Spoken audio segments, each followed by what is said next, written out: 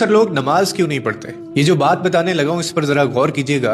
ایک دوست نے اپنی نماز شروع کرنے کی وجہ بیان کرتے ہوئے کہا کہ میں بہت آسانی سے نمازی بن گیا۔ پوچھا گیا کیسے، تو بتانے لگا کہ ایک دن میں کلاس میں بیٹھا ہوا تھا اور اسلامیات کا مضمون تھا۔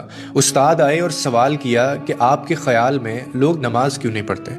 ایک بچے نے معصومیت سے کہا کہ سر جو لوگ مر گئے ہیں شاید وہ نماز نہیں پڑھتے۔ پھر دوسرے بچے نے معصومیت سے بولا کہ سر جنہیں نماز نہیں آتی شاید وہ نماز نہیں پڑھتے۔ اس کے بعد ایک اور بچے نے کہا کہ سر جو مسلمان نہیں ہیں وہ نماز نہیں پڑھتے۔